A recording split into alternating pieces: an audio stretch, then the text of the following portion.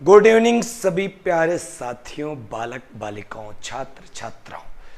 साथियों, सभी बच्चों को शुभ संध्या और राघव सर का अभिनंदन।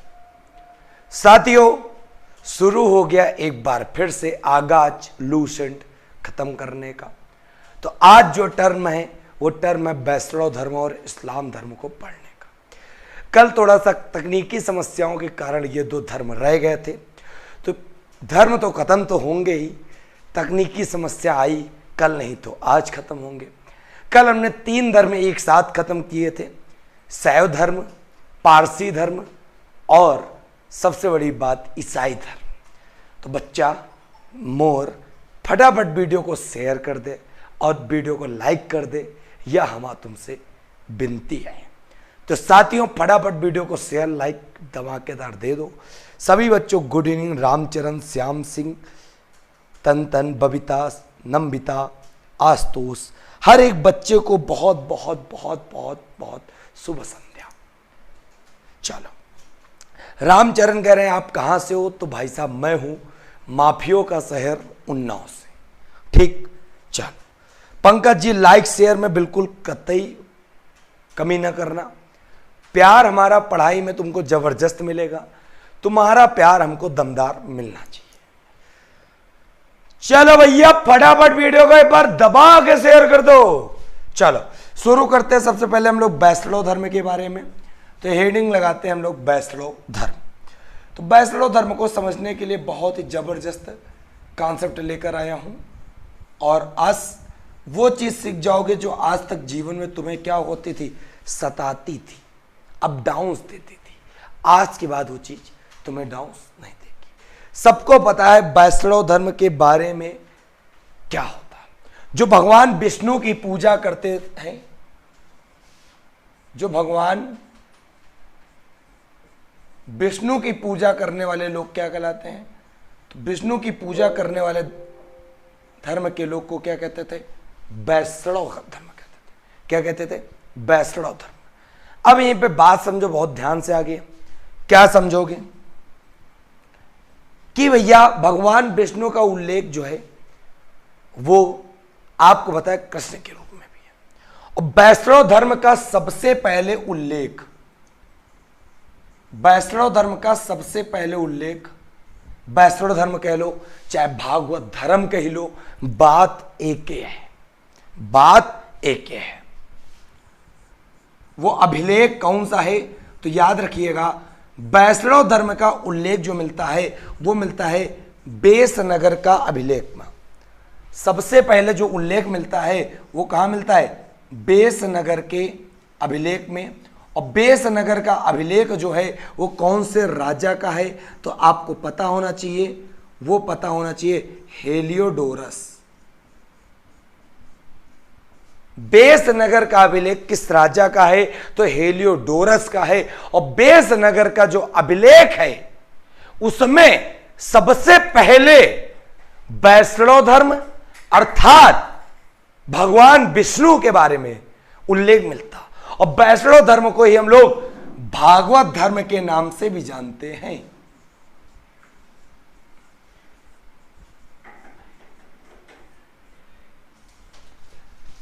तो उम्मीद करते इतनी बात तुम्हें अच्छे से समझ में आ गई होगी। आकांक्षा, सचिन, आकाश, सचिन, सभी बच्चों को बहुत मजा आएगा। बिल्कुल, हाँ बिल्कुल बहुत मजा आएगा जब सारे सब्जेक्ट पढ़ाएंगे। केवल समझते चलो ना, अगर हमारी बात तुम समझे तो जीवन तुम्हारा उद्धार हो जाएगा। मैं तुमसे इतना वादा करता हूँ, झूठ बोलता नहीं हूँ, पढ़ाई के मामले में सबसे ईमानदार टीचर हूँ, याद रखिएगा। कोई धोखेबाजी नहीं है, जो चीज़ आती है सब कुछ फेंक देता हूँ, क्योंकि आती है तो सिर्फ आपको पढ़ाने के लिए आती है, कोई मन में रखने के लिए नहीं आती। सब पढ़ें सब बढ़े, यही नियम है अपना। बस तुम्हारा क्या है, सब पढ़ें सब बढ़ें। तो तुम भी एक बार दबा के शेयर कर दो सभी साथियों को, सभी भाई बहनों को, सभी प्रिय बालिकाओं को, प्रिय बालकों को, सभी से लाइक करवा दो। बस इससे ज्यादा तुमसे और कुछ नहीं मांगते, ठीक है?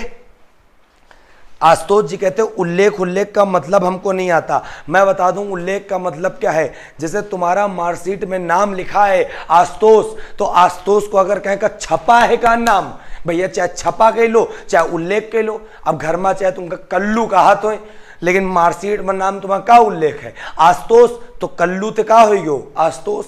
क्लियर? तो बस यो है उल्लेख का मतलब। अब हूं अगर ना समझ में आओ है तो फिर आ जाओ ना, तो तुमको बतावा चाहिए एक एक चीज। ठीक, चलो बहुत बढ़िया बच्चा शेयर कर रहे हो, जबरदस्त कर शेयर कर रहे हो, आनंद ही आनंद। और याद रखो वैष्णव धर्म का उल्लेख तो इस अभिलेख में तो मिलता ही है। अब पेपर में प्रश्न आता है कि वैष्णव धर्म की प्रारंभिक जानकारी कहां मिलती है। वैष्णव धर्म की प्रारंभिक जानकारी कहां मिलती है? तो भाई साहब वैष्णव धर्म की जो प्रारंभिक जानकारी है ना, वो मिलती है उपनिषदों में। कहां मिलती है? उपनिषदों में। भाई साहब देखो बहुत ही जबरदस्त जबरा कॉन्सेप्ट।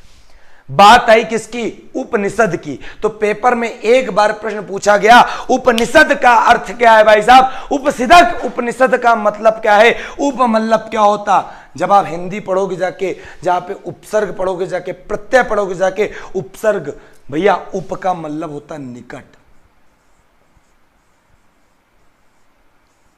उप का मतलब होता है निकट। ठीक, और निषद का मतलब क्या होता है? निषद का मतलब होता ज्ञान प्राप्त करना। ज्ञान प्राप्त करना किसके समीप बैठकर? गुरु के समीप। ज्ञान मिलेगा कहां? गुरु के समीप बैठ के। ठीक, तो उपनिषद का मतलब है गुरु के समीप बैठकर ज्ञान प्राप्त करना। ये बात कौन कहता है? ये उपनिषद कहता है। तो उपनिषद का अर्थ कभी गलत मत करना। ठीक, कभी गलत मत करना। याद रखना उपनिषदों की संख्या जो कितनी बताई गई इतिहास में, उपनिषदों की संख्या बताई गई 108, और 108 में अगर 0 हटा लो तो यहां बचेगा क्या? 18। तो 18 संख्या किसकी है? तो पुराणों की संख्या कितनी है? तो पुराणों की संख्या 18 है। आया ना मजा? भाई साहब उपनिषदों की संख्या 108 बताई गई, 0 हटा लो तो बचा 18, और 18 जब बचा तो यहां पर पुराणों की संख्या हो गई 18। और याद रखना सबसे प्राचीन उपनिषद कौन सा है? मतलब सबसे पुराना उपनिषद कौन सा है? प्राचीनतम। तो याद रखिएगा सबसे प्राचीनतम उपनिषद है जिसका नाम है छांदोग्य उपनिषद। क्या नाम है? छांदोग्य। और सबसे प्राचीन पुराण कौन सा है? तो सबसे प्राचीन पुराण है तुम्हारा मत्स्य पुराण।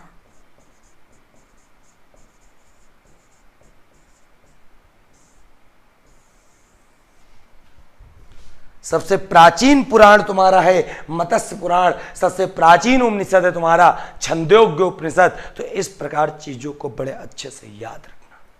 ठीक, एक एक चीज बिल्कुल रिलेट कर देंगे, पिरो देंगे, तुमको भी लगेगा हाँ तुम कुछ जीएस पढ़ रहे हो। ठीक है, और याद रखना ये वही छंदोग्य उपनिषद है, ये वही छंदोग्य उपनिषद है कि जहां पे सबसे पहले कृष्ण का उल्लेख कि कोई कृष्ण भगवान थे।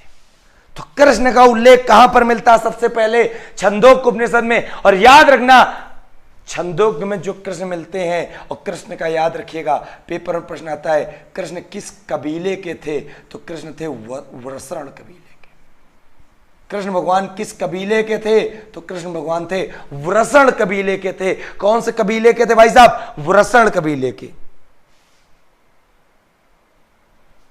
बिल्कुल मजा आ गया, मजा तो आएगा भाई। वृषण कबीले के कृष्ण भगवान थे जिनका उल्लेख कहां पर मिलता है? जिनका उल्लेख सर्वप्रथम फर्स्ट टाइम छंदोग्य उपनिषद में भगवान विष्णु का नाम कृष्ण मिलता है। कहां पर मिलता है? वृषण कबीले में मिलता है। अगर भाई मजा आ रहा हो ना तो वीडियो को लाइक शेयर और रुकना नहीं चाहिए, और बता देना वैष्णव धर्म और इस्लाम धर्म पढ़ लो जो सबको लगता है टफ, और पेपर में प्रश्न करता नहीं कोई बच्चा। क्यों नहीं करता? क्योंकि डरता है, वो इतना डर ही गया है, प्राचीन इतिहास से इतना डर गया है कि उसको लगता है जीवन में कुछ हम कर ही नहीं पाएंगे। फिर आगे बात समझो। भगवान विष्णु का एक था सुदर्शन चक्र। तो पेपर में प्रश्न आता है अशोक चक्र में जो तिरंगे में अशोक चक्र बना है, अशोक चक्र में कितनी तीलियां हैं? तो उसमें तीलियां हैं कितनी? 24। अशोक चक्र में तीलियां कितनी हैं? तीलियां हैं 24। और यहीं पे बात कर लें भगवान विष्णु के सुदर्शन चक्र में कितनी तीलियां हैं, तो बच्चा बता देगा 6 तीलियां। भगवान विष्णु के सुदर्शन चक्र में कितना है? तो भाई साहब 6 तीलियां हैं। क्लियर? बिल्कुल। कितना दिन क्लास चलेगा भाई साहब? जब तक कंप्लीट नहीं होगा लूसेंट तब तक चलेगा। तुम बस अपनी याद रखना, तुम पढ़ पाओगे उतने दिन, तुम वीडियो को लाइक कर पाओगे उतने दिन, क्या तुम वीडियो को शेयर कर पाओगे? नहीं कर पाओगे, क्योंकि तुम झूठे हो, याद रखिएगा। चलो फिर आगे बात समझा। सुदर्शन चक्र में कितनी तीलियां थी? तो 6 तीलियां थी। अब यहीं पे प्रश्न याद रखिएगा, सबसे बढ़िया प्रश्न आता है कि भाई साहब वैष्णव धर्म में विष्णु के कितने अवतार बताए गए? तो विष्णु के कितने अवतार बताए गए? तो यहीं पे याद रखिएगा विष्णु के टोटल 10 अवतार बताए गए। जैसे कल भगवान शिव के कितने बताए गए थे? 18 अवतार बताए गए थे। उसी प्रकार भगवान विष्णु के कितने अवतार बताए गए? भगवान विष्णु के 10 अवतार बताए गए। और इन 10 अवतार जो बताए गए, इनका उल्लेख कहाँ मिलता है? तो भाई साहब पता होना चाहिए, इनका उल्लेख मत्स्य पुराण में मिलता है। भगवान विष्णु के 10 अवतारों में से 10 अवतार का जो उल्लेख मिलता है वो कहां मिलता है? वो मिलता है मत्स्य पुराण में। और सबसे बड़ी बात बताना चाहते हैं, जो पेपर में एक प्रश्न पूछता है, भगवान विष्णु का अंतिम अवतार का नाम बताओ। भगवान विष्णु का अंतिम अवतार का नाम बताओ। तो बच्चा बता देगा मेरा भगवान विष्णु का जो अंतिम अवतार था, भगवान विष्णु का जो अंतिम अवतार था उसका नाम था कल्कि। क्या नाम था? कल्कि था। किसका नाम? भगवान विष्णु का अंतिम अवतार। तो इस प्रकार वैष्णव गण में से पूरी जानकारी पिरो दिया। साथ में इसके बाद पेपर में प्रश्न आता वैष्णव धर्म में जो प्रमुख संप्रदाय हैं और संप्रदाय के साथ उनके जो संस्थापक हैं उनके बारे में बताओ। और उनके बारे में तभी बतावा जाए जब एक बार वीडियो को लाइक करी हो, जितने जने देख रहे हो, और वीडियो को शेयर करी हो, तब ये जोश, तब ये ताबड़तोड़ बैटिंग। ठीक 5-5 10-10 जनन का जोड़े का तुम क्षमता रख लो, कसम से बता रहे, आग न लगा दी न जियसमा, तो तुम हमरो नाम ले हो क्या कौन मास्टर पढ़ावे आवा रहे बैलवाद ही जियसमा कि हाँ जियस ऐसी होती है। जियस तुम सोचे हो, सपने वन लाइनर रटे हो, लेकिन यह कहानी बनती है। चाहे जौन सा टॉपिक दे दो उड़ा के फेंक देंगे। चलो भैया फटाफट वीडियो को शेयर कर दो। एक बार वीडियो का स्क्रीनशॉट ले लो, नहीं तो फिर चल रही हो तुम उनका स्क्रीनशॉट नहीं ले देवत है। ले लो स्क्रीनशॉट, ले लो स्क्रीनशॉट और वीडियो को शेयर करो, नहीं तो मजा ना आई भाई साहब।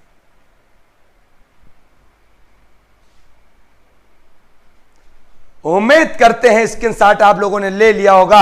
अब एक बार मैं तुमको रिवाइज करवा दे रहा हूं। सचान सर जरा पानी दे दीजिएगा। चलिए, तो उम्मीद तड़प होनी चाहिए कामयाबी के लिए। सोच तो कोई हर कोई लेता है भाई साहब, जुनून होना चाहिए जिगर में कि कुछ करना है, कुछ करना है। भाई साहब कीड़े मकोड़े भी जीवन जी रहे हैं, हम तो इंसान हैं। और इंसान होने के बाद लानत है तुम पे जो तुम बैठ के सिर्फ मौज काट रहे हो। क्यों? क्योंकि मां बाप तुम्हारे कमा रहे हैं। जिस दिन मां बाप कमाना बंद कर देंगे, तुमको कीड़े मकोड़े से ज्यादा अपनी किस्मत पर रोना आएगा। वो तो फिर भी अपनी भोजन का इंतजाम कर लेते हैं, लेकिन तुम अपना भोजन का इंतजाम नहीं कर पाओगे। तुम पेड़ों से खाना नहीं बना पाओगे। याद रख लेना, तुम आदि मानव नहीं हो, तुम होमो सैपियंस हो, जो वैज्ञानिक बना। और वैज्ञानिक बनने बाद भैया जुगाड़ भी खाने का विज्ञान की तरह का बनाओ। भगवान ने तुमको यूट्यूब दे दिया, भगवान ने तुमको मोबाइल दे दिया, जयमा तुम अपने अपने पार्टनर ते बतला भी लो मैसेंजर व्हाट्सएप के साथ, वही के बाद यूट्यूब में खोल के पढ़ भी लो। तो पढ़े खोए तो पढ़ लो, जीवन है, जीवन एक बार मिला, चला जाई, कुछ ना हुई। ठीक, चलो।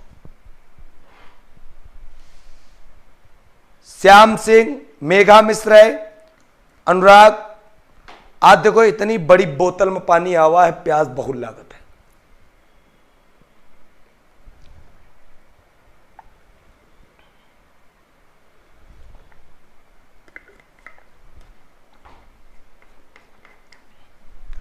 अब तुमका सिखावे जा रहे पता का, स्क्रीनशॉट ले ली नो।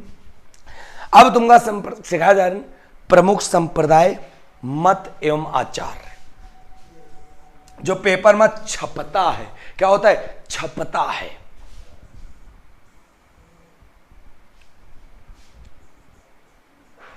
प्रमुख संप्रदाय, मत एवं आचार्य। आचार्य का मतलब किसने उस संप्रदाय को स्थापित किया, किसने उस संप्रदाय को स्थापित किया।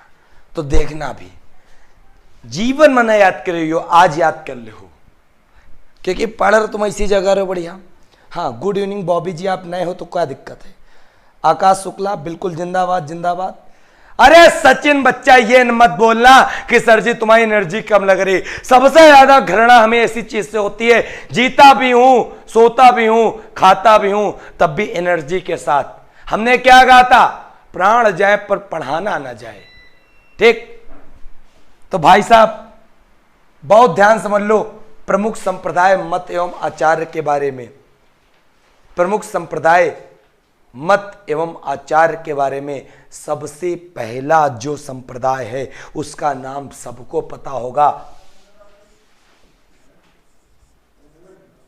वैष्णव संप्रदाय। क्या नाम है? वैष्णव संप्रदाय। यह संप्रदाय एक तरफ लिखेंगे, संप्रदाय के बाद इधर जो नाम लिखेंगे उनका नाम क्या था, कौन से आचार्य थे, तो आपको पता होना चाहिए, रामानुज। रामानुज। और यहां पे कौन सा मत था, तो भाई साहब विशिष्टाद्वैत। विशिष्टाद्वैत। याद करवा दूं? कमेंट करके बताओ कितने लोगों को याद करवा दें हम इसको। बहुत बढ़िया।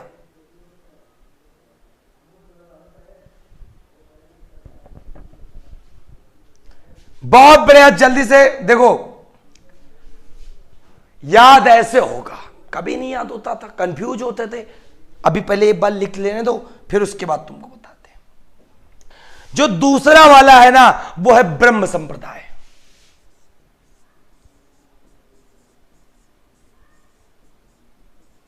ब्रह्म संप्रदाय। और मत का नाम क्या है? मत का नाम है द्वैताद्वैत। और यहां पर क्या है? आनंद तीर्थ। और कहीं कहीं आनंद तीर्थ भी मिलेगा और कहीं कहीं माधवाचार्य भी मिलेगा।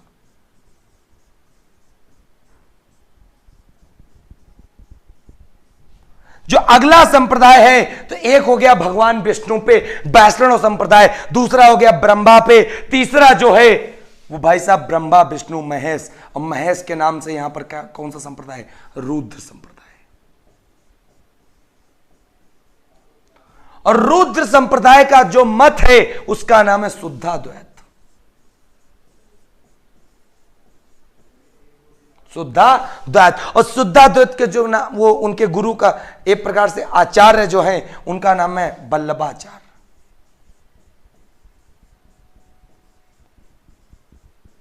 और वल्लभाचार्य कहीं कहीं मिलेंगे और कहीं कहीं तुमको विष्णुचार्य में मिलेंगे।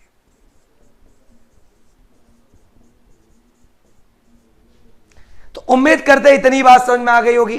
अगला जो है लास्ट संप्रदाय जो यहां पे याद कर लो, जिसका नाम है सनक संप्रदाय। भाई साहब वो चीज बता रहा हूं जो कभी जीवन में नहीं याद करते बच्चे, और पेपर हर बार पूछता है। इसका जो मत है उसका नाम है द्वैताद्वैत। और द्वैताद्वैत के बाद जो यहां पर जो आचार्य का नाम है उनका नाम है निम्बार्क।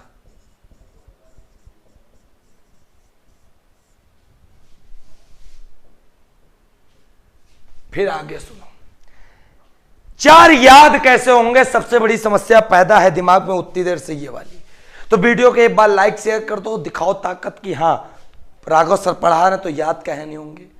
कौन सी ऐसी चीज कठिन है जो तुमको याद नहीं होगा भाई साहब? मनीष जी कह रहे हैं याद करते हैं लेकिन याद नहीं रहता। आज हम तुमको याद करेंगे, क्या है परेशान हो।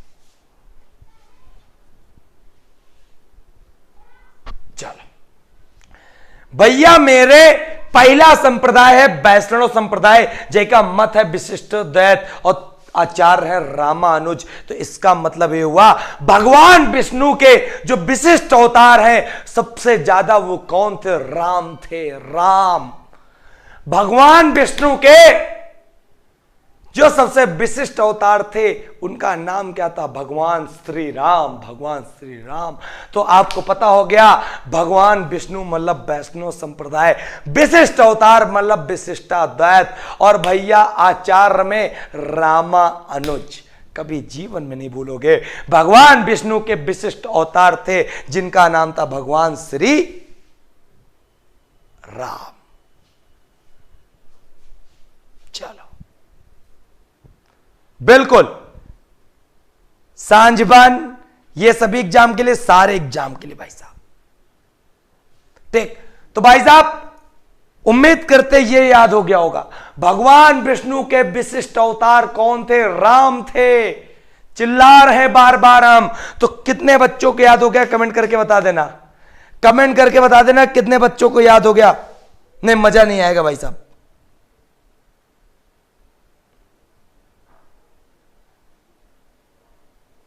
अभी भी अगर धोखा हो, तुम्हें लगता हो कि राघव सर नहीं याद करा पा रहे हैं, भाई साहब बोल जाओ पढ़ाने सब आते, याद कराना कौन आता, छपवाता कौन है दिमाग में, ये चीज याद रखा करो। चलो याद हो गया? बबीता जी, कोमल राज, बहुत बढ़िया बेटा, क्या बात है। ओम प्रकाश, सभी बच्चों को याद हो गया। दानिश जी, आज से संप्रदाय याद रहेगा, परेशान मत हो। अंतेश, दूसरा देखो ब्रह्म संप्रदाय, द्वैताद्वैत, आनंद तीर्थ। तो एक पता ही होगा, साउथ का हीरो था जिसका नाम था ब्रह्मानंद। और ब्रह्मानंद का मतलब क्या है? ब्रह्मा जी को हमेशा आनंद रहता है। और आनंद कब रहता है? ब्रह्मा प्लस आनंद, मतलब दोनों जब ब्रह्मा और आनंद जुड़ते हैं तो बन जाता है ब्रह्मा आनंद। और भाई साहब ब्रह्मा आनंद और दोनों जोड़ दो मतलब बीच में क्या है? द्वैत। मतलब जोड़ने वाला व्यक्ति कौन है? द्वैत। दोनों को जोड़ने वाला क्या बन गया? ब्रह्मा आनंद। तो ब्रह्म संप्रदाय, द्वैताद्वैत, आनंद तीर्थ। और आनंद है तो माधव माधव कह रहा है, चाहे आनंद तीर्थ कहो चाहे माधवाचार्य कहो, बात हो गई बराबर। ठीक भाई साहब, भाई साहब जबरदस्त तरीके से तुम्हें याद हो गया। मिक्की बर्नवाल कह रहे हैं अभी याद हो गया एग्जाम हॉल में बेटा, तो लिख लो फिर। अब तुम कह दो सर जी अबे याद होगा, अबे खाना खा लिन काल ना खाइबे, तो खाइयो तो कल ही हो। ठीक, चलो। तो कहने का मतलब है जब भी आप देखोगे तो ब्रह्मा आनंद की हमेशा अनुभूति आएगी। तो ब्रह्मा आनंद कब बनेगा? जब दोनों मिलेंगे, मतलब द्वैताद्वैत होगा। क्लियर है? तीसरा कौन है? रुद्र संप्रदाय, शुद्धाद्वैत, वल्लभाचार्य। सबको पता है जब मंदिर जाएंगे भगवान शिव, हम जाएंगे मंदिर हमें कुछ दिख नहीं रहा तो लड़ जाएंगे, गिर जाएंगे। लेकिन जब मंदिर हम जाएंगे, बल्ब खोलेंगे तो भाई साहब भगवान शिव हमें शुद्ध रूप में दिखेंगे।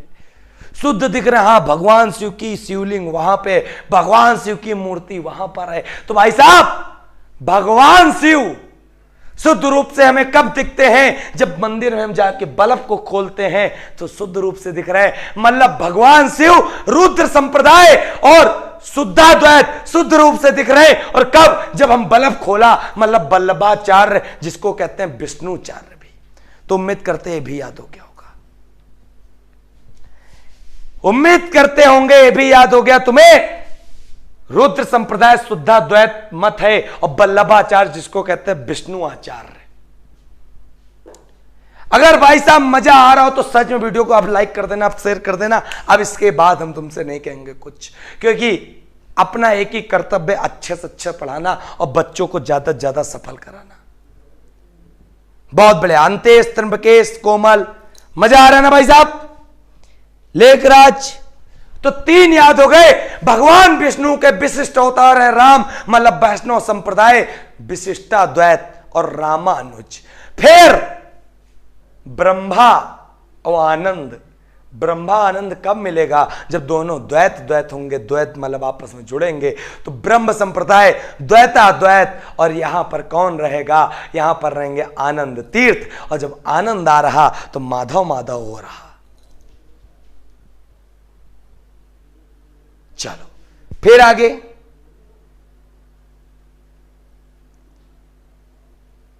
फिर आगे क्या कह रहा है? रुद्र संप्रदाय। रुद्र संप्रदाय का मतलब क्या हुआ? जब हम मंदिर गए, बल्ब खोला तो शुद्ध रूप में शिव जी दिख रहे हैं, तो रुद्र संप्रदाय शुद्धाद्वैत जिसको कहते हैं वल्लभाचार्य या विष्णुचार्य। फिर अंतिम बचा सनक संप्रदाय, द्वैताद्वैत निम्बार्क। ये भैया बबीता जी कह रही हैं सर ईयरफोन लगाए रहते हैं, आपकी वॉइस कान के बाहर चली जाती है। अरे देखे रही ना, मम्मी मम्मी ने सुन ले, ठीक? ईयरफोन लगा के रखो, अच्छी बात है। देखो अब भगवान ने भैया हमको बोलने की क्षमता दी है तो बोल रहे हैं, नहीं तो ऐसे बोलते हैं द्वैताद्वैत ब्रह्म संप्रदाय रुद्र संप्रदाय। क्या फायदा भाई साहब? जिसके पास जो गुण है भगवान ने जीवन में एक बार दिया है, उसका भी यूज न करो तो बेकार है। हमें नहीं लगता जैसे तुम्हें भगवान ने कहा इस बार बच्चा नौकरी पा सकते हो, तो नहीं पा रहे हो, नहीं मेहनत कर रहे हो, तो कूड़ा अपने जीवन का मूल्य तुम 0 समझो। चलो मिंटू जी कह रहे सर क्लास छोड़िएगा नहीं, पूरा कराइएगा। अरे हम तो नहीं छोड़ेंगे, तुम तो साथ छोड़े दे रहे हो। तुम तो लाइक शेयर में तो कमी करते हो हमारे साथ, रोज रोज हमारे साथ नाइंसाफी कर रहे हो, तो उसकी भरपाई कौन करेगा भैया? चलो फिर आगे देखो। अगला है सनक संप्रदाय, मत है द्वैताद्वैत और निम्बार्क।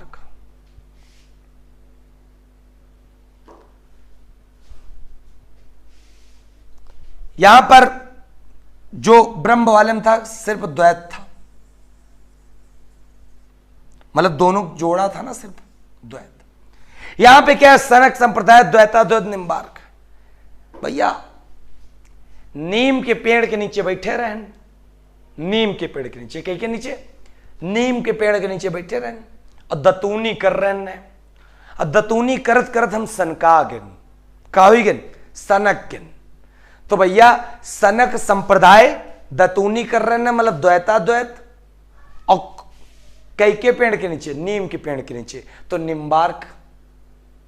आचार्य का नाम यहां पे क्या है? निम्बार्क। और यहां पे द्वैताद्वैत मतलब दतूनी कर रहे हैं। और यहां पर करते करते अचानक सनक गिन, अरे हम आप भैंसी चुरा गए, वहां पर दौड़त दौड़त भागत चले गए, ठीक?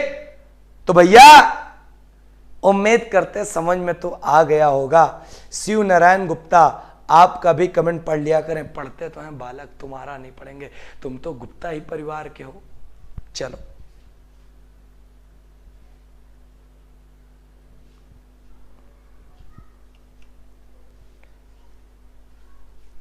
बिल्कुल दीपांशु जी, सर की मेहनत को देखते हुए लाइक और शेयर दबाया जाए। देखो कंप्यूटर महोदय में दीपांशु जी कह रहे हैं, तो सभी लोग दीपांशु जी की बात सुन लो, हमसे अगर दुश्मनी नफरत है तो, ठीक? तो भाई साहब नीम के पेड़ के नीचे बैठे दतूनी कर रहे हैं, सनक गिन, तो सनक संप्रदाय द्वैताद्वैत और निम्बार्क। तो उम्मीद करते कितने बच्चे जिनको चारों याद हो गए, मतलब वैष्णव संप्रदाय विशिष्टाद्वैत जिसके हैं कौन? रामानुज। उसके बाद वैष्णव संप्रदाय के बाद आता है ब्रह्म संप्रदाय जिसके हैं केवल द्वैत, और द्वैत मतलब आनंद तीर्थ माधवाचार्य। फिर उसके बाद रुद्र संप्रदाय बल्लभ दबावा बल्लभाचार्य आचार्य हैं और शुद्धाद्वैत शुद्ध रूप में दिख रहे हैं। और जो चौथा है सनक संप्रदाय द्वैताद्वैत और जय का है निम्बार्क। सबको क्लियर हो गया, नीरज सोनी, मजा आ गया ना, बहुत बढ़िया बहुत बढ़िया। भाई साहब एक अलग से एक्स्ट्रा याद कर लेना, एक मत पूछा जाता है अद्वैतवाद का, अद्वैतवाद का, और अद्वैतवाद के जो आचार्य हैं उनका नाम है शंकराचार्य। शंकराचार्य अद्वैतवाद के गुरु थे। बबीता जी आपको याद हो गया, कभी नहीं भूलेगा, बहुत बढ़िया। प्यार सिंह काल से, बहुत गजब गुरु जी, आज के पहले कभी ऐसा न पढ़े न पढ़ पाते, नमन गुरु जी। चलो थैंक यू बेटा, आप सभी का प्यार है।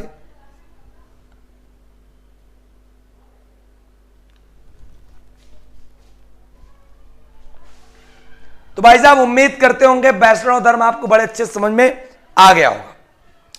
अब वैष्णव धर्म के बाद बात करते, जो आज हमारा अगला टर्म है वो है इस्लाम धर्म के बारे में। तो इस्लाम धर्म सीखते हैं हम लोग जबरदस्त अंदाज में, ठीक है। तो उम्मीद करते हैं आपको सब बच्चों को वैष्णव धर्म समझ में आ गया। सभी बच्चों ने कमेंट भी कर दिया कि सर जी बहुत बढ़िया, आज तो स्टेटस पे लगा दिया हमने आपको, और अरे क्या बात है स्टेटस में हमको लगा दिया, आज तो मतलब हम फेमस हो जाएंगे, आज तो मतलब हम फेमस हो जाएंगे। तो भाई साहब अब तो हमें सिक्योरिटी बढ़ानी पड़ेगी अपनी, मान लो, समझ गए होगे, ठीक। चलो भाई साहब, ठीक। तो भाई साहब अगला कौन सा है? अगला है इस्लाम धर्म।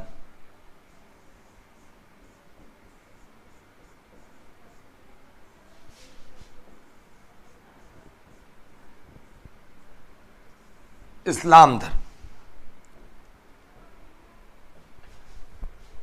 तो उम्मीद करते होंगे सभी बालकों को बड़े जबरदस्त के समझ में आया होगा। हाँ खूब तगड़ा शेयर करो, इतना तगड़ा शेयर करो कि आनंद आ जावे, परमानंद की अनुभूति हो जाए सारे के सारे, बिल्कुल। हाँ आप देखो इस्लाम धर्म, जितने भी मुस्लिम भाई हैं, मुसलमान भाई हैं हमारे, सभी लोग सीखो। इस्लाम धर्म के संस्थापक माना जाता किसको? इस्लाम धर्म के जो संस्थापक माने जाते हैं उनको कहते हैं मोहम्मद साहब।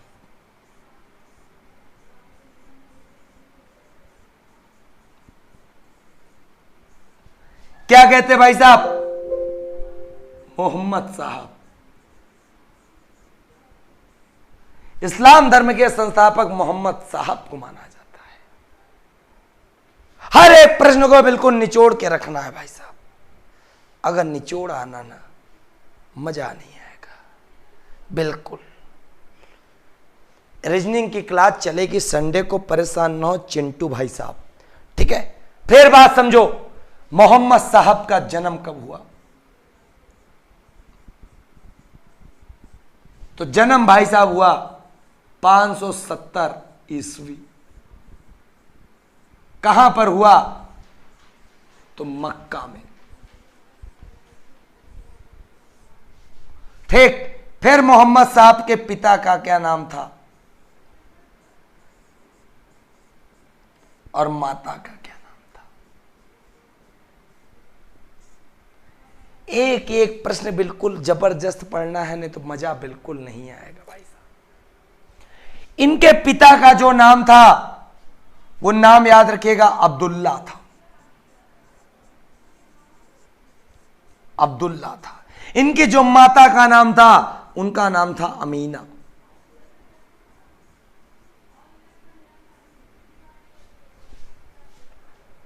और सबसे बड़ी बात, 25 वर्ष की आयु में इनकी शादी भी हुई थी। तो जब शादी हुई थी तो भाई साहब इनकी पत्नी भी थी। इनकी पत्नी को कहते थे, यहां पत्नी नहीं कहेंगे, यहां बेगम कहेंगे, ठीक है भाई। मुस्लिम भाई लोगों में बेगम कहा जाता है, ठीक है।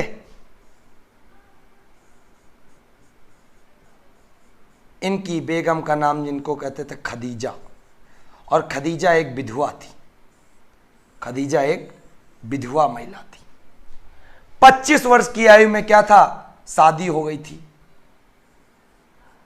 25 वर्ष में विवाह हो गया था किसका? मोहम्मद साहब का। बेगम खदीजा बनी बैठी थी। जब बेगम जी आ गई तो उसके बाद भाई साहब क्या हुआ, इनकी एक पुत्री हुई और पुत्री का नाम क्या पड़ा, पुत्री का नाम पड़ा फातिमा। पुत्री का नाम पड़ा क्या, फातिमा। और जब फातिमा पड़ा, बाद में इन्होंने इसकी शादी की। तो जब शादी की भाई साहब, तो भाई साहब पुत्री का पति क्या कहलाएगा, दामाद कहलाएगा। और दामाद कौन बनेगा, अली साहब बनेंगे। मतलब फातिमा के पति का नाम या मोहम्मद साहब के दामाद का नाम अली था। जबरदस्त अंदाज में बैटिंग हो रही होगी, एक एक प्रश्न समझ में आ रहा होगा। ऐसा तुमने ना पढ़ा होगा, ना देखा होगा, ना सुना होगा। पेड कोर्स बिल्कुल निचोड़ के फेंक दिया फेरी में, ले लो बटोर लो। लोग पेड कोर्स चिल्लाया करते, भाई साहब ले लो पेड कोर्स। अरे भाई साहब इतना जबरदस्त तुमको कॉन्सेप्ट मिल रहा हो, तुम अभी भी शेयर न करो ना, तो मन करता है दिल का कलेजा निकाल के फेंक दें, कोई फायदा नहीं। दिल तभी टूट जाता है जब तुम हमको यहां से क्या कर देते हो, तोड़ देते हो। और भाई तोड़ना मत, क्योंकि जिस दिन मैं टूट गया ना, उस दिन मजा नहीं आएगा। ठीक है, सबसे बड़ी बात है, जब तक आप हमें जिंदा रखोगे तब तक मामला बनेगा। चलो, फिर मोहम्मद साहब के जीवन परिचय के बारे में एक व्यक्ति ने लिखा, जीवन चरित्र के बारे में। और मोहम्मद साहब के जीवन चरित्र के बारे में उस व्यक्ति किसने लिखा, तो मैं आपको बताना चाहता हूं। वो लिखा इब्न इसाक ने।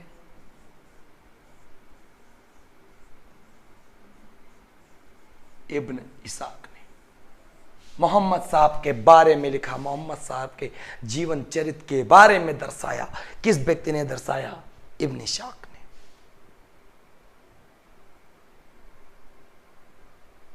ठीक है, देखो तुम्हारा प्यार पाने के लिए सिर्फ 7 बजे लाइव आते हैं। ऑफलाइन क्लासेस चलती हैं, बढ़िया चलती हैं, अच्छी चलती हैं।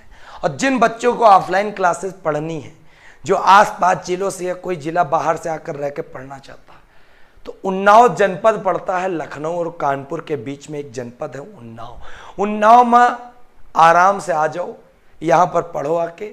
बहुत ही न्यूनतम फीस पा, उतनी फीस जितनी हम अपन परिवार चला सकी। बस हम महल बनावे के नहीं, न महल बना पैबे, हमका बस झोपड़ी में रहना है। जे माँ बस खाना है, पीना है, मम्मी पापा का खुश रखना है। और जितना सरस्वती माता की कृपा है, जो उस हिसाब से हम पढ़ाई दे रहे हैं, ठीक उतना काम हमें करना है। तो आप भी पढ़ना हो, नौकरी पाना हो तो आ सकते हो, परेशान बिल्कुल मत हो। ठीक, चलो बहुत बढ़िया, उम्मीद करते मजा आ रहा होगा। हाँ, इस्लाम धर्म का प्रमुख ग्रंथ की बात करते हैं। इस्लाम धर्म का जो प्रमुख ग्रंथ है उसका नाम है कुरान। क्या नाम है, कुरान। इस्लाम धर्म का प्रमुख ग्रंथ है कुरान। और सबसे बड़ी बात, कुरान की भाषा क्या है। कुरान की जो भाषा है उसका नाम है अरबी। जैसे हिंदी भाषा की लिपि क्या है, देवनागरी, उसी प्रकार कुरान की भाषा है अरबी। और कुरान की भाषा के बाद यहां पूछा जाता है कुरान की लिपि क्या है, तो कुरान की लिपि है फारसी।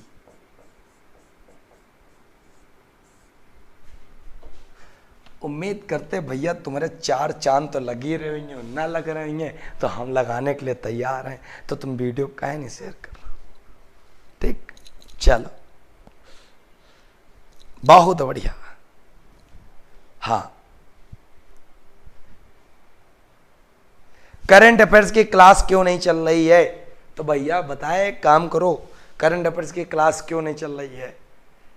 हमसे शिकायत कर रहे हो कि बता रहे हो कि पूछ रहे हो। भाई साहब वीडियो को लाइक ना करो, हम ना पूछ पे, हम भी तुमसे तो कह सकते वीडियो में लाइक क्यों नहीं हो रहे हैं, वीडियो को शेयर क्यों नहीं कर रहे हो।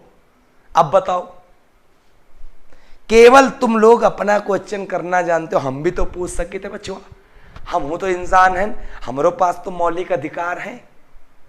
तो हमारे मौलिक अधिकार का हनन करवा दो हो, है हनन न करवाना। ठीक, फिर बात समझो। मोहम्मद साहब को ज्ञान की प्राप्ति के लिए, ज्ञान इन्होंने प्राप्त के लिए तपस्या की। तो 610 ईस्वी में एक थी जो जिस गुफा का नाम था, उस गुफा का नाम था हीरा। 610 ईस्वी हीरा नामक गुफा में मोहम्मद साहब को क्या होता है, ज्ञान की प्राप्ति होती है। तो कौन सी गुफा में, हीरा नामक गुफा में। कब, 610 ईस्वी में ज्ञान की प्राप्ति होती है। भैया देखो, एमपीडी मैथ आपको ब्लॉक कर दिया जाएगा। चल रही लूसेंट, आप करंट अफेयर्स के बारे में पूछ रहे हो भाई साहब। अगर आपको यही करना हो तो भाई साहब क्षमा चाहते हैं आपसे, आप परेशान मत करो और बच्चों को पढ़ने दो, मुझे पढ़ाने दो। ठीक, जो चीज मैं पढ़ा पा रहा हूं वो आप पढ़ो। यार तुम लोग परेशान बहुत करते हो, जानते हो ना कुछ कर नहीं पाएंगे मास्टर, बंद हैं कमरे में, एक कैमरे के सामने कैद हैं। हमारी हाथ की बेड़ियों को खोलो तब बताऊंगा मैं तुम्हें क्या कर पाऊंगा। बस सबसे बड़ी दिक्कत यही है।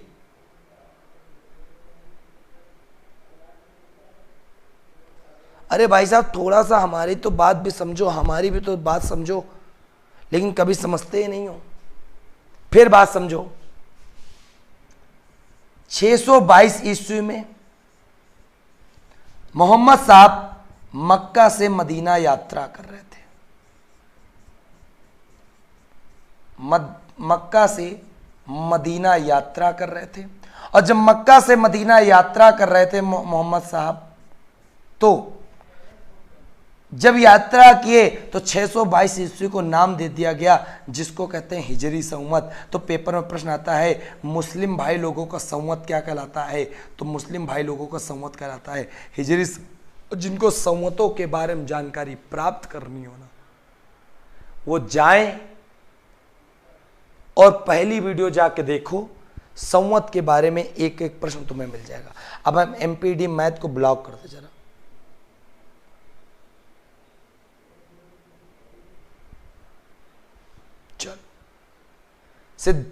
साधारण एजुकेशन कह रहे हैं आपने हमारा वीडियो 20 लोगों को शेयर कर दिया, धन्यवाद। आभारी रहेंगे जितने जितने बच्चों को आप लोग हमारा वीडियो पहुंचा रहे हैं आप लोग। चलो अब एक बार वीडियो को क्या कर दो, वीडियो में स्क्रीनशॉट ले लो, फिर हम लोग बात करते हैं आगे की तरफ। तो फटाफट स्क्रीनशॉट ले लो। बहुत बढ़िया जीतेश जी, सर आप बिहार से हो, बिहार एसआई का स्पेशल कोर्स लीजिए। बेटा बिहार एसआई का स्पेशल कोर्स कोई नहीं है, ठीक है। चलो गुड इवनिंग। और जिन बच्चों ने अभी भी स्टडी पाई ऐप को डाउनलोड नहीं किया, कौन सा ऐप, स्टडी पाई। जिनको यूपीएसआई का कोर्स पढ़ना है, बहुत ही कम नॉमिनल फी में आप यहाँ जाके स्टडी पाई में यूपीएसआई का कोर्स पढ़ सकते हैं चोरी छुपे, ठीक। चलो भाई साहब स्क्रीनशॉट ले लो, जल्दी से स्क्रीनशॉट ले लो फटाक से, फिर आगे बढ़ें।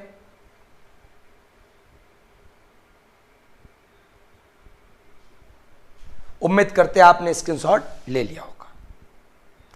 अच्छा, रश्मि चौरे जी कह रहे हैं सर मेरे हस्बैंड आपका वीडियो रोज देखते हैं, आपकी आवाज बहुत पसंद है उनको। बहुत बहुत धन्यवाद उन महोदय को जो मेरी आवाज़ को लाइक करते हैं, हमें लाइक करते हैं। मैं आभारी रहूँगा जो आप बच्चे हमें इतना प्यार करते हैं। यही तो प्यार है जो मेरे दिल से जाता नहीं है। स्क्रीनशॉट ले लिया होगा इस्लाम धर्म के बारे में, फिर यहीं पे बात समझना भाई मेरे। इसको कर दिया हमने छोटा, छोटी सी है आशा। फिर भाई साहब देखो,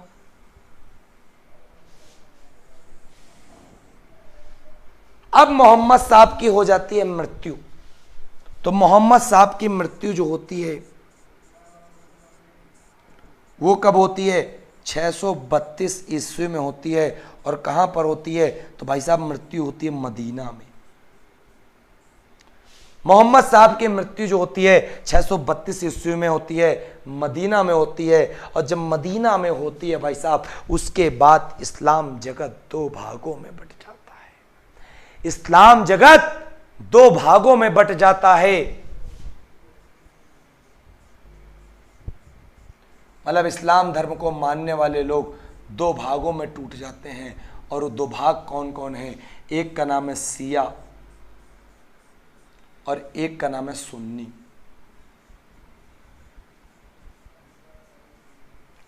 एक का नाम है शिया और दूसरे का नाम है सुन्नी। याद रखिएगा बहुत अच्छे से। सुन्नी का मतलब ये, शिया और सुन्नी में फर्क कितना है तो याद रखिएगा। जो सुन्नी होते थे वो मोहम्मद साहब के कथनों एवं कार्यों में विश्वास रखते थे। मतलब मोहम्मद साहब जो कहते थे वही सुनते थे, कथनों एवं कार्यों में विश्वास रखते थे। मोहम्मद साहब के बाद जो मोहम्मद साहब के उत्तराधिकारी हुए इस्लाम धर्म को चलाने के लिए, जो उत्तराधिकारी हुए उनका नाम था, उनके दामाद का जिनका नाम था अली। अली ने भी कई सारी शिक्षाएं दी, लेकिन बाद में अली की भी हत्या हो जाती है। तो अली की जब हत्या हो जाती है तो उसके बाद अली के बेटे की भी हत्या हो जाती है जिसका नाम था हुसैन। तो अली भी मर गया और अली के बेटे भी मर गए हुसैन। तो भाई साहब शिया संप्रदाय एक बड़े फॉर्म में आ जाता है। जब शिया संप्रदाय बड़े फॉर्म में आ जाता है तो पेपर में प्रश्न आता है, अली की शिक्षाओं को मानने वाला धर्म कौन सा है? अली की शिक्षाओं को मानने वाला धर्म कौन सा है? तो अली की शिक्षाओं को मानने वाला धर्म शिया है।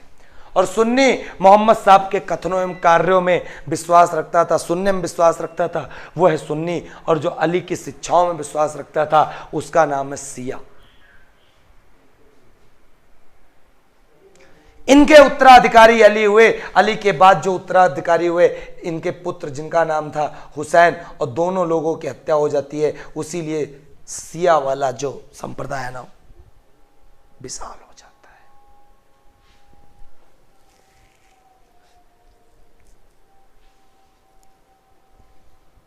बहुत बढ़िया। हाँ, लाइक शेयर आप लोग दबा दो, दबा के जल्दी से लाइक शेयर दबाओ।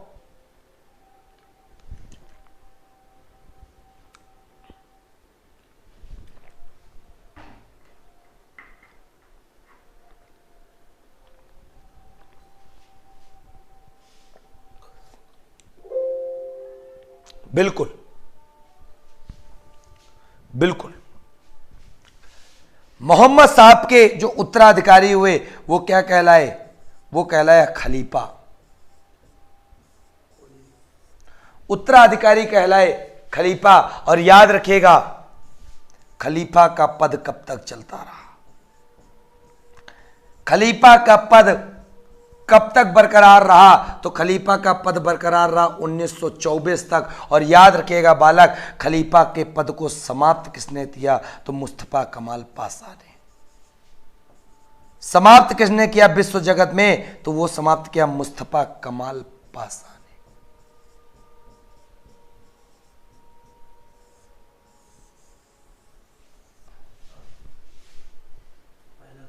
चलो इतनी बात समझ में आ गई। उम्मीद करते पूरा का अच्छे से अच्छे समझ में आपको आ गया होगा जबरदस्त तरीके से।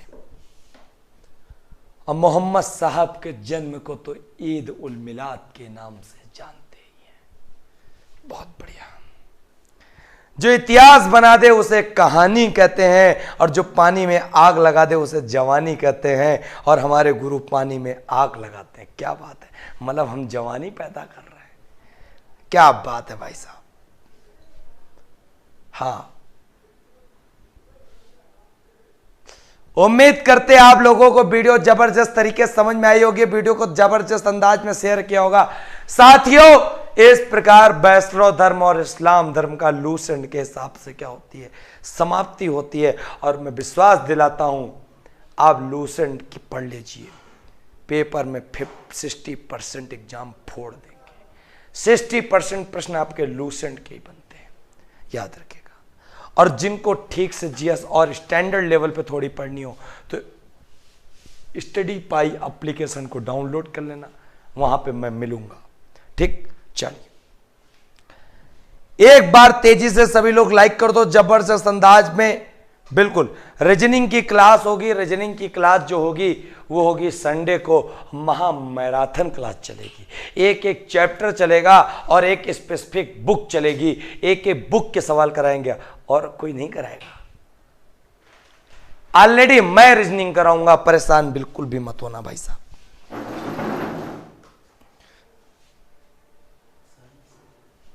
चलो बहुत बढ़िया। सिया पटेल, चंद्रशेखर आजाद की जन्मभूमि से हो, बहुत बढ़िया।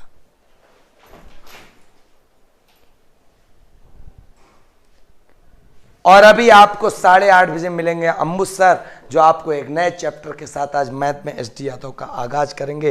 तो सभी साथियों को उम्मीद करते हैं आज की क्लास बिल्कुल जबरदस्त समझ में आई होगी। तो साथियों एक बार कमेंट करके बता देना कि मजा आ गई कि नहीं आ गई। अगर मजा ना आई हो तो बेकार है, पढ़ाना हमारा धिक्कार है, ठीक है। और साथियों जब तक आप शेयर नहीं करोगे, लाइक नहीं करोगे, हमारा प्रमोशन नहीं करोगे, तब तक मजा नहीं आने वाली है। देखो हम चाहे जितनी मेहनत कर लें, लेकिन मेहनत का रिजल्ट भी दिखना चाहिए। आज पूरा 8वां लेक्चर है। 8 लेक्चर के बाद अगर आप हमें आगे लेकर नहीं जा रहे हो तो मान लो आप हमारे साथ नाइंसाफी कर रहे हो, या मैं पढ़ा ना पा रहा हूं तो अब आप आगे लेकर ना जाओ। पढ़ा रहा हूं भाई साहब, तुम ही कहते हो सर आप बहुत अच्छा पढ़ाते हो, मैं तो मानता ही नहीं था कभी। चलो